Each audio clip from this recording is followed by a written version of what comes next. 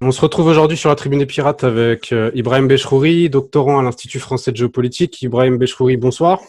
Bonsoir, salam alaikum. Comme salam, j'aimerais qu'on décrypte ensemble l'emploi de certains termes dans le langage politique. Alors, je vous les cite, vous me dites ce que vous en pensez, et on en débat juste après. Alors, que signifie selon vous la notion de séparatisme dans le langage politique et qui est visé par ce terme? La notion de séparatisme, elle est intéressante parce qu'elle est assez violente. Quand on parle de séparatisme, en général, on parle d'une situation où il y a un morceau d'une nation, une région, etc., qui veut se séparer du reste de la nation, du reste d'un État-nation moderne, disons. Par exemple, on parlait de séparatisme basque, on parlait de séparatisme en Catalogne, en Espagne, etc. Mais là, quand on parle de séparatisme, en fait, on parle d'autre chose en France. Et on vise en particulier les communautés musulmanes. On parle de séparatisme pour encore durcir le langage qui était déjà utilisé, ou en tout cas le mot qui était utilisé auparavant, qui était celui de communautarisme. Ce serait là, à l'intérieur de la nation, de la République, entre guillemets, des individus qui refuseraient le vivre ensemble, qui refuseraient de se mélanger aux autres, etc. Et c'est très intéressant, et ça, c'est pas moi qui l'ai pointé le premier, mais c'est quelque chose qui est pointé du doigt assez régulièrement. Donc, quand on regarde cette notion de séparatisme, de communautarisme, on se rend vite compte qu'elle est vide, dans le sens où elle pointe certains groupes, on va dire les musulmans, les noirs, etc., qui resteraient entre eux, soi-disant. Mais on se rend compte qu'en fait l'entre-soi existe beaucoup plus dans la blanchité en France, que ce soit dans les rédactions, que ce soit dans les écoles, etc. C'est surtout les personnes blanches qui restent ensemble. Et du coup, c'est vraiment un concept qui est là pour non pas dénoncer une situation réelle, mais pour stigmatiser, attaquer certaines communautés qu'on ne voudrait pas avoir ensemble ou qu'on ne voudrait pas auquel on ne voudrait pas donner la possibilité de se réunir et potentiellement de s'organiser pour se constituer en tant que force politique. Mais en quoi ils considèrent que c'est une menace, justement, comment dire, que par exemple, la communauté musulmane s'organise et des mosquées, des associations?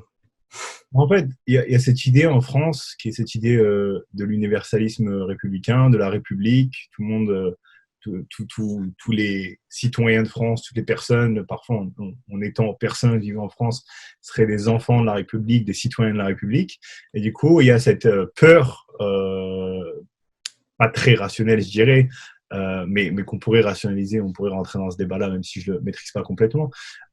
Mais il y a cette idée que ça, ce serait les racisés qui se réuniraient ensemble, feraient en fait barrage à cette idée de citoyenneté républicaine qui réunirait tout le monde. Le fait que certaines personnes se réunissent entre elles en raison de leur ethnie, de leur religion, etc., poserait un problème à la République.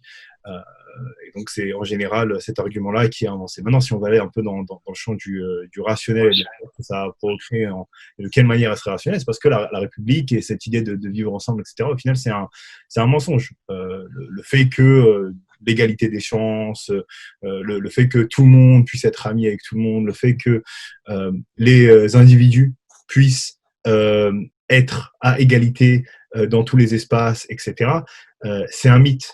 Et par contre, la possibilité que certaines personnes puissent s'organiser pour former une résistance politique à ça, pour changer les choses à terme en passant par le politique, ça fait peur à la République. Une République qui, en fait, ou un État-nation qui, en fait, n'est pas euh, euh, dans une optique de traiter tous ses enfants de la même manière, mais qui est dans l'optique, plutôt, je dirais, de différencier ces enfants entre bons enfants de la République et mauvais enfants de la République. Mais en général, quand les politiques parlent de communautarisme ou les médias, ils visent principalement, on l'a vu aux dernières élections municipales, ils visent principalement des Noirs et des Arabes qui s'engagent en politique. Comment ça se fait?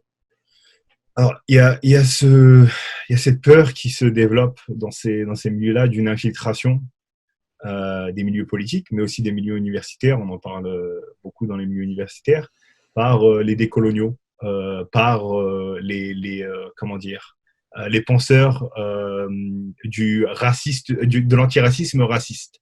C'est comme ça qu'ils l'appellent parfois. En gros, ce serait tous les individus qui s'engagent dans l'antiracisme politique. Et l'antiracisme politique, c'est pas l'antiracisme bon enfant, dans l'euphorie des jours de fête. Et l'antiracisme politique, c'est pas l'antiracisme bon enfant dans l'euphorie des jours de fête. C'est un antiracisme qui pose des questions claires. C'est pas l'antiracisme touche pas à mon pote, c'est pas l'antiracisme SOS racisme, c'est un antiracisme qui demande la dignité pour tous, qui demande la justice pour tous. C'est tant l'antiracisme, à mon sens, du Parti des indigènes de la République que l'antiracisme du comité Adama.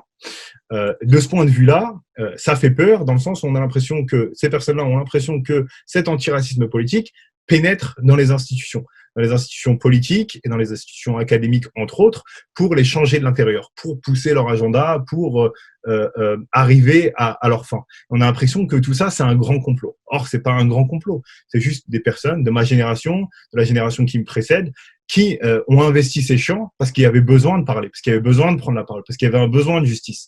Et que pour ces personnes, ça a été le moyen d'arriver à cette justice. Il y a d'autres moyens d'arriver à cette justice par l'activisme, etc.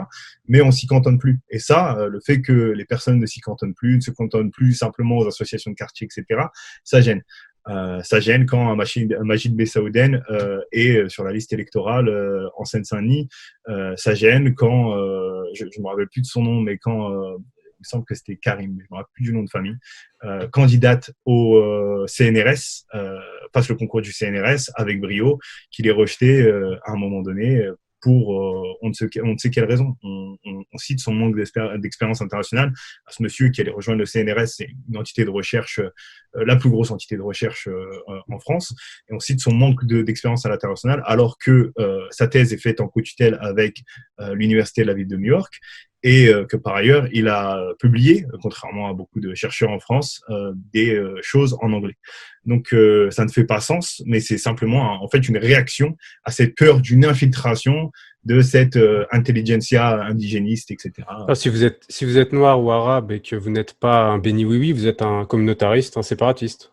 C'est un peu ça, en fait. Il y a des espaces, j'ai oublié de le préciser, ça, c'est qu'il y a des espaces dans lesquels, en tout cas des positionnements dans lesquels on peut être noir et arabe.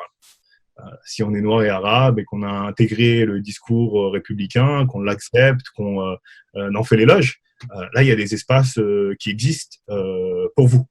Il y a des espaces qui vont exister également dans le champ académique pour, par exemple, des personnes qui s'intéressent aux questions d'antiterrorisme, qui sont elles-mêmes musulmanes, mais qui vont aller dans le sens des théories classiques orthodoxes de la radicalisation, qui vont dire que, par exemple, prier davantage pendant le mois de Ramadan, ça pourrait être un signe de radicalisation. Parfois même de manière un peu plus subtile, qui vont dire que le salafisme ou certaines, on va dire, formes de religiosité salafiste vont mener à la radicalisation. Mais à partir du moment où on remet complètement en question ce genre d'idées, ce genre de théories, ce genre de concepts qui sont au final très fragiles, on ne va pas avoir accès, en tout cas facilement, à ce genre d'espace. Il y a des possibilités d'y accéder, mais on va avoir beaucoup plus de difficultés à y accéder.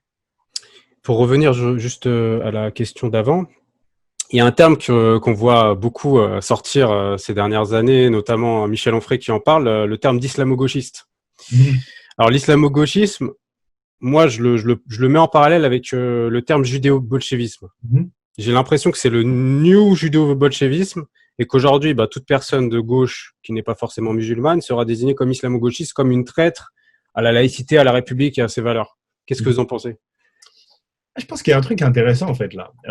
Plus intéressant encore que l'idée islamo-gauchiste et que en fait de poser un défi à cette idée en disant que c'est quelque chose qui est lié à ce qu'on appelait avant le judéo-bolchevisme, qui en fait sera un fantasme, mais qui est en réalité un fantasme d'une certaine droite, mais aussi d'une certaine gauche, qui voudrait qu'il y ait en fait l'union des radicaux de gauche et des musulmans, ou en l'occurrence dans les années 40 et 30, dans les années 30 des juifs, pour mener une genre de révolution, un genre de complot. Attendez, le vert de l'écologie, c'est quand même le vert de l'islam. Le vert de l'écologie, il y a le vert de l'islam. C'est le nouveau. C'est-à-dire que maintenant, c'est même plus les rouges, c'est aussi les verts. Les musulmans sont partout.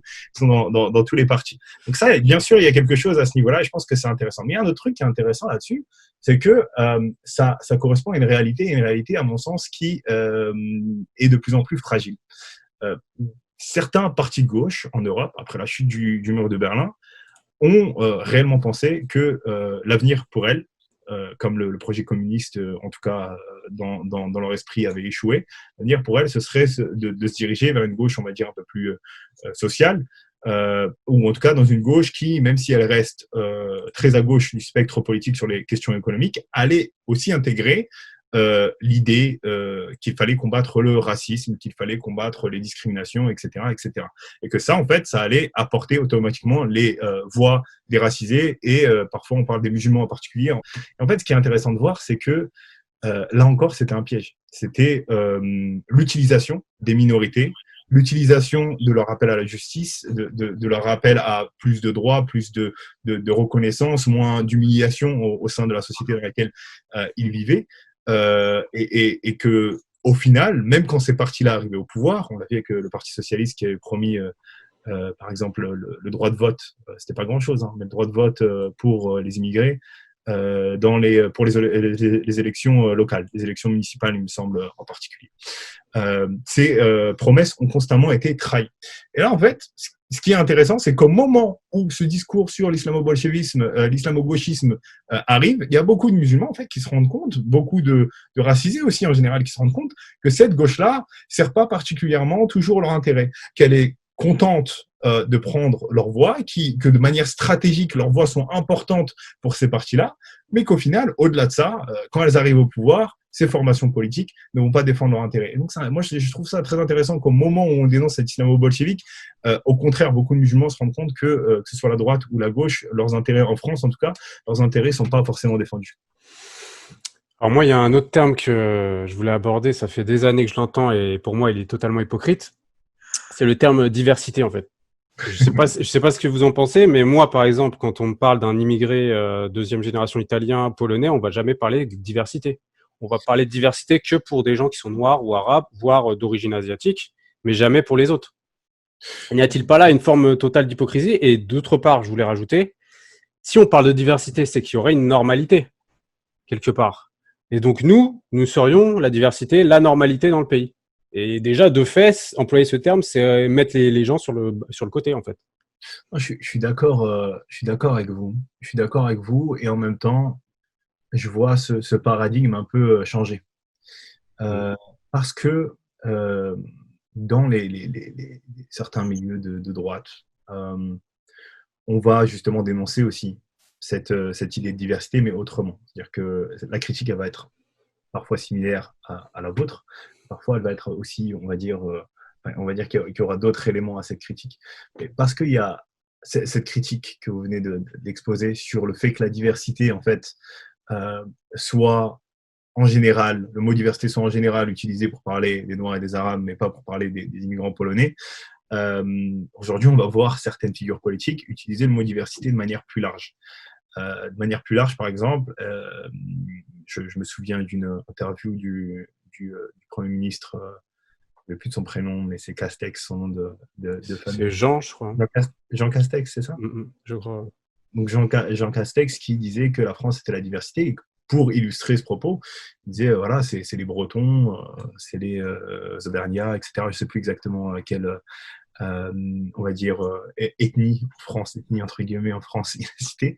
Mais il y a cette volonté de diversifier l'usage du mot diversité.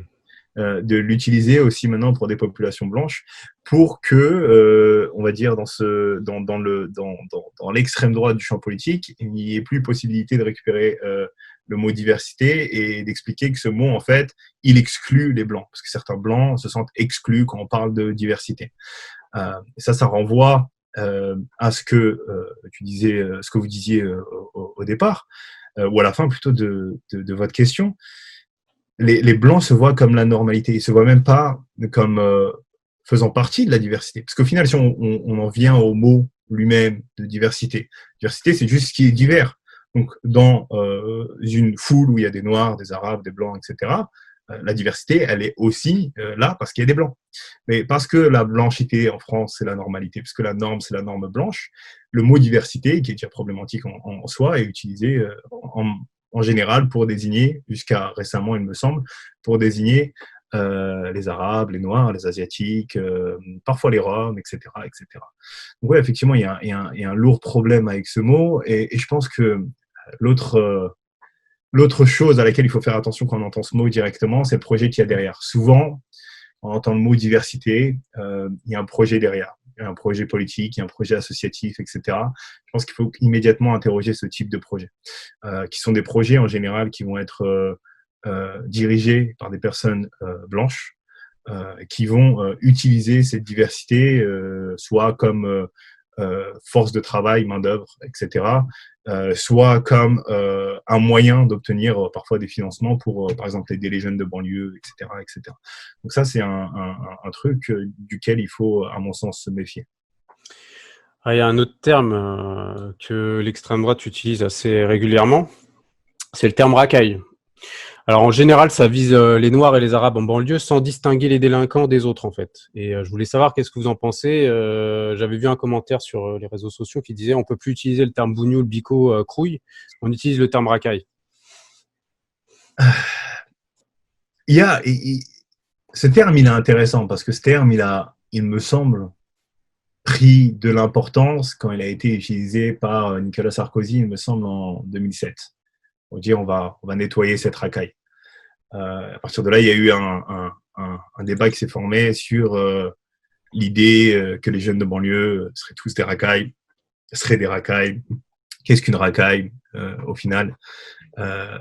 Qu'est-ce que la délinquance? Machin, on pourrait rentrer dans ce débat. Mais ce qui est intéressant de voir, à mon sens, récemment, c'est que l'utilisation de ce mot, racaille, elle est de plus en plus utilisée sur les réseaux sociaux pour désigner les Noirs et les Arabes, mais dans des situations particulières. En gros, l'idée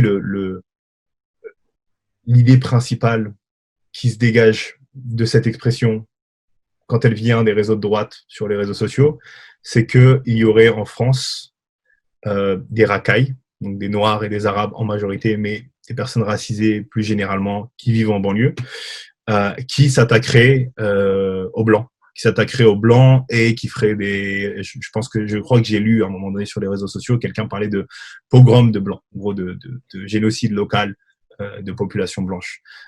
Pour parler, par exemple, de ce qui s'est passé avec un chauffeur de bus à Bayonne, si je ne me trompe pas le ville, et une jeune femme qui a été renversée ce week-end. Et donc, constamment, ce mot racaille, il est de plus en plus rattaché non seulement à la délinquance, mais aussi à la volonté de s'attaquer aux Blancs, de manière violente, de les humilier et parfois de les tuer. Dans l'idée, à un moment donné, de les remplacer.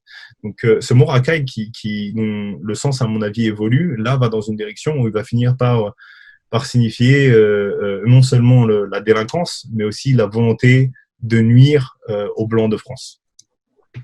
Ouais, c'est exactement ça, exactement, avec l'évolution aujourd'hui, avec les dernières affaires notamment.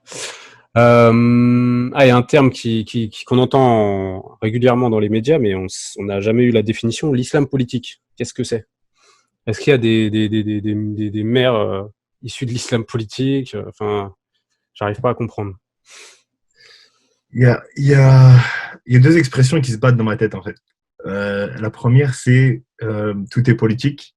La deuxième, si tout est politique, rien n'est politique. Au final, moi, j'ai pas envie de cacher le fait que l'islam a une dimension politique. Mais tout a une dimension politique. Le catholicisme a une dimension politique, le judaïsme a une dimension politique, le foot a une dimension politique, le rugby a une dimension politique. Il y a plein de choses qui ont une dimension politique. Et donc, parler d'islam politique, pour moi, c'est pas un gros mot, en fait. C'est devenu un gros mot, mais c'est pas un gros mot.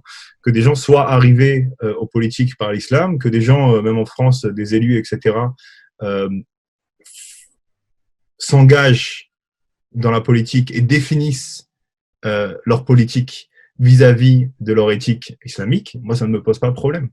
Il n'y a pas de problème fondamental pour moi là-dedans. Il y a des lois, il y a un cadre légal. Moi, je ne suis pas forcément fan de ce cadre légal, mais tant que ces personnes-là restent dans le cadre légal français, il n'y a pas d'intérêt en fait à discuter de la manière dont elles pensent leur activité politique, à mon sens. Maintenant, le terme en général est utilisé pour, encore une fois, renvoyer à un complot. L'islam politique, ce ne serait pas juste quelqu'un qui est une personne qui serait musulmane et qui s'engagerait dans le politique en ayant en tête son éthique qui proviendrait de sa religion. En fait, quand on parle d'islam politique, en général, on insinue que la personne qui s'engage dans un islam politique, que ce soit au travers du milieu associatif ou au travers d'institutions ou de postes d'élus, on va dire, que cette personne serait liée à un réseau plus large. Le réseau, en général, on parle du réseau des frères musulmans, et que cette personne serait en fait en train, encore une fois, d'infiltrer ces institutions, d'infiltrer la société française pour au final d'islamiser et en faire une terre musulmane. Donc, quand on parle d'islam politique, c'est pas anodin. Moi, si on entendait ce terme en dehors du contexte dans lequel on est, on pourrait dire que c'est un terme anodin.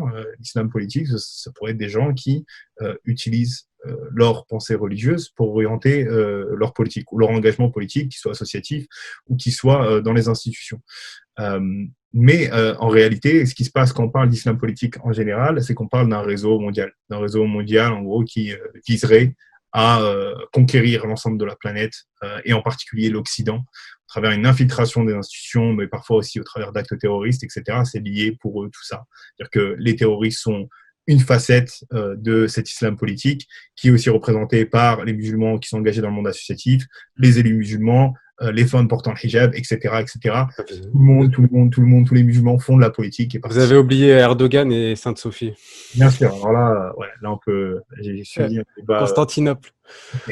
Ouais, là, c'est sûr que c'est aussi l'islam politique.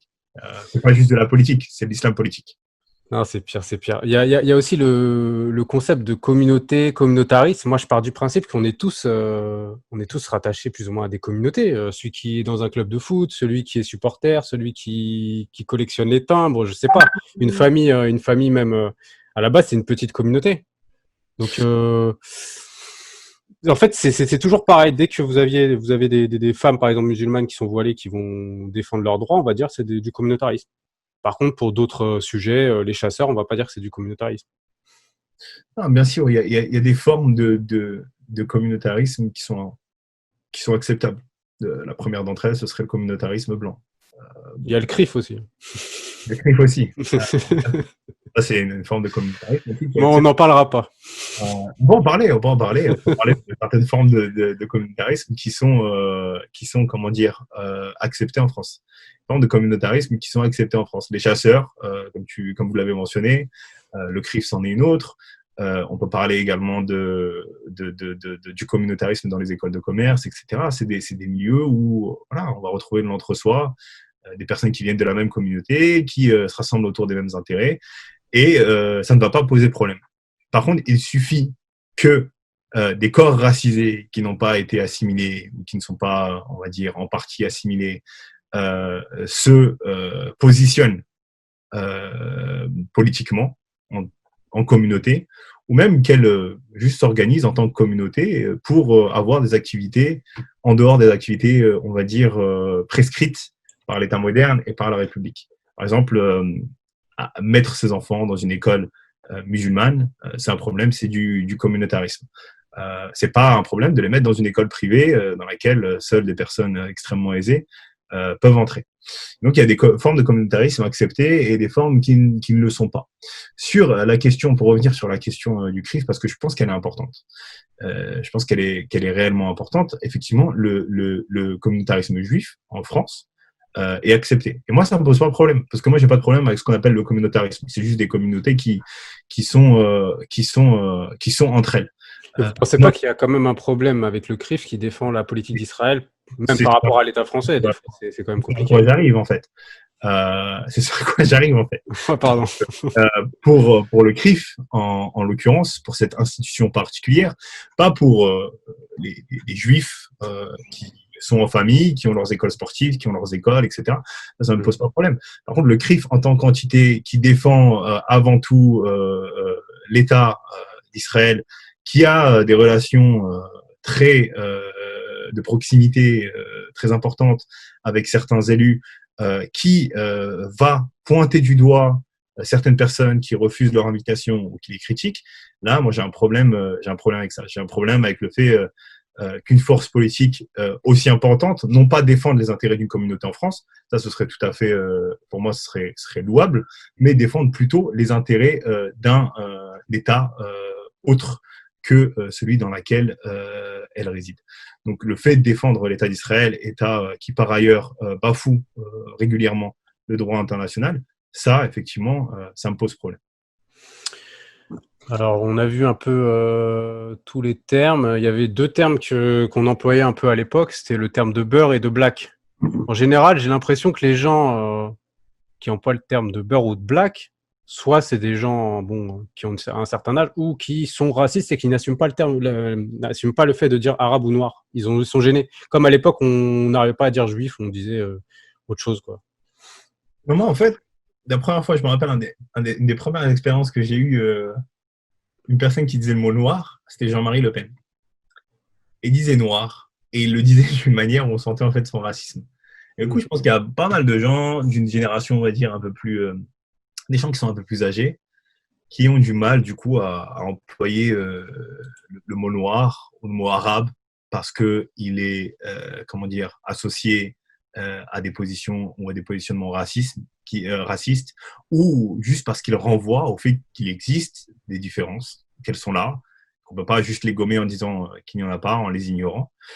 Je ne pense pas que toutes ces personnes, on va dire, soient en tout cas, je pense que tout le monde ou en tout cas que beaucoup de gens sont racistes dans le sens où le racisme fait système. C'est pas quelque chose d'individuel. Après, il y a des gens qui sont extrêmement qui ont accumulé, on va dire, à l'intérieur une grosse part de ce système raciste. Et je pense pour le coup que certaines personnes, on va dire un peu plus âgées, qui utilisent le mot beurre ou black, vont pas être de mauvaise volonté, qui n'ont juste pas compris que cette époque elle était finie. Cette époque des euphémismes, elle était finie. Moi, j'aimerais aller plus loin et même interroger d'autres termes, des termes que j'ai utilisés longtemps dans ma vie, des termes qui sont encore utilisés par pas mal de potes à moi. Les termes rebeu et renois, c'est pareil. C'est des euphémismes. On n'a pas envie de dire arabe et noir parce qu'en fait, c'est trop violent. Ça renvoie au fait qu'on n'est pas pareil, qu'on n'a pas la même expérience de vie. On aimerait tous croire qu'on a la même expérience de vie, etc. L'expérience de vie d'un noir en France et l'expérience de vie d'un arabe en France, c'est pas la même. Il y a des problématiques liées aux deux communautés que d'autres n'ont pas. Et il y a aussi une partie, en tout cas chez les populations, chez certaines populations, on va dire qu'il y a une partie de ces expériences qui n'existe pas.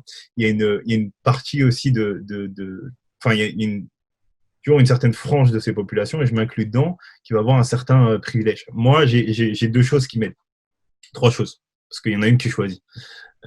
Celle qui est choisie, c'est que je m'habille un peu genre hipster. Donc ça me sert en tant qu'arabe en France. Depuis que je m'habille hipster, je me fais moins contrôler. Deuxième chose qui m'a servi beaucoup plus que d'autres potes arabes et noirs qui étaient plus foncés que moi, c'est ma couleur de peau. Je suis plutôt blanc de peau. On va dire qu'en été, je vais bronzer, mais c'est pas exceptionnel. Je suis plutôt blanc de peau et j'ai pas la tête, on va dire, j'ai pas, on va dire, la tête, ce qu'on considère comme étant une tête de racaille, une tête d'arabe, etc. Je suis le mec à qui on demande la route dans la rue. On arrête, à qui on demande la route dans la rue. Et tout ça, c'est des choses en fait qui sont liées d'une à des traits faciaux, machin, etc. Mais qui sont aussi liées au fait que j'ai, sur le spectre de la race, j'ai accès à un certain, encore plus aux États-Unis, en France, qu'on appelle le white passing. C'est-à-dire que on peut éventuellement penser que je suis juif ou que je suis italien, etc. Pas trop en France, beaucoup aux États-Unis. Personne aux États-Unis n'a pensé que j'étais arabe. Parce que déjà, il n'y en a pas beaucoup, mais aussi parce que je peux passer pour dominicain, portoricain, etc. On m'a tout sorti, mais on m'a rarement sorti, on rarement dit que j'étais arabe. Et le dernier truc, c'est aussi que je ne peux pas faire pousser de bain. Ici, ça ne pousse pas sur le côté, là, ça ne marche pas. Et du coup, ça, en fait, ça crée une situation où je ne vais pas pouvoir avoir ce marqueur d'islamité, ou en tout cas qui va renvoyer à l'islamité chez les personnes qui vont être déjà perçues un peu comme arabes, qui va poser problème. Donc, je pense que ces termes-là, rebeu, renois, ils nous empêchent aussi de voir ces différences, nous. Pour revenir au terme beurre et black, pour finir là-dessus, c'est des termes maintenant qui sont plus trop utilisés, en tout cas chez les plus jeunes. Je pense qu'ils ont compris un peu les aspects problématiques de ces termes. Ça a été répété, répété, répété, mais ça existe encore et je pense que ça doit être combattu parce qu'encore plus que rebeu ou renois, c'est d'énormes euphémismes. Black, ça renvoie à pour moi, en tout cas, le terme black, il renvoie au noir américain. Et le noir américain en France, c'est le noir cool, c'est le noir acceptable, c'est le noir. C'est Michael Jordan. C'est exactement ça, c'est Obama, c'est Michael Jordan, etc. C'est le noir acceptable, c'est le joueur de jazz qui venait à Paris dans les années 60 et qui se sentait super bien accueilli en France, qui pensait qu'il n'y avait pas de racisme en France et qui soudainement se rendait compte que des immigrés d'Afrique de l'Ouest en particulier étaient traités comme il était traité aux États-Unis et qui se rendait compte, ah non, c'est pas le fait que je sois noir qui soit accepté, c'est le fait que je sois noir américain, que je vienne d'un pays un peu comme un exilé et que je vienne en France pour y chercher la liberté. C'est ça qui est apprécié. C'est pas le fait que je sois noir, c'est pas toutes les formes d'être noir qui sont acceptées. Et pour le beurre, bon, voilà, ça renvoie à la nourriture, à une couleur, on va dire un peu jaune, etc. Donc c'est quand même assez, à mon sens, assez offensant. Je pense que beaucoup de gens ont compris que ça l'était, que beaucoup de gens ont arrêté. Mais je pense qu'il faut interroger maintenant plus loin ces mots et aller chercher le terme rebeu et renois et se demander pourquoi on a peut-être plus de facilité à dire rebeu et renois que noir et arabe. Tout à fait. J'invite les gens sur le chat à poser des questions si vous en avez. Il y a une question de Gérald Créchy qui nous demande noir, blanc après les arabes, les asiatiques et d'autres, comment doit-on les appeler? Tout simplement par les termes qui sont choisis par ces communautés. Là, pour le coup, c'est très bien. Noir, arabe, asiatique, etc. Ça, c'est des termes qui, pour l'instant, sont acceptés. Mais après, si on veut rentrer dans le débat philosophique là-dessus, effectivement, il n'y a aucun terme qui est parfait. Si on pense au travail de Derrida, de Lacan, sur la différence et la différence avec un E, avec un A, etc. On rend compte qu'en fait, le langage nous enferme. Le langage nous enferme, ne permet pas d'exprimer notre pensée et surtout, il crée des différences parce qu'il se construit sur la différence. Homme-femme, noir-blanc, etc., etc. Et quand il y a différence, il y a tendance chez l'humain à hiérarchiser. Et donc, il faut qu'il y ait quelque chose qui soit au-dessus de l'autre. S'il y a une différence, c'est qu'il y a peut-être quelque chose qui est mieux que l'autre. Et en l'occurrence, tant qu'on continuera peut-être d'utiliser ces termes, ou en tout cas d'utiliser le langage de cette manière, peut-être qu'on continuera toujours à classifier et à hiérarchiser. Maintenant, dans la situation actuelle, de manière très pragmatique, ne pas utiliser ces termes, c'est aussi refuser le fait que ces hiérarchies sont déjà faites. Il y a déjà des hiérarchies raciales qui sont en place.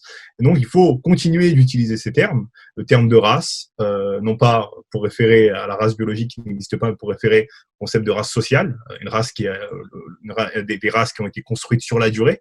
Et comme pour les termes noir, blanc, etc., pour désigner des individus, ne pas les utiliser ne sert à rien. Parce qu'aujourd'hui, il y a une situation dans laquelle les Noirs, et ça a été démontré par énormément de travaux de recherche, sont moins bien traités que les Blancs en France, en termes d'emploi, en termes de logement, en termes de santé, etc., etc.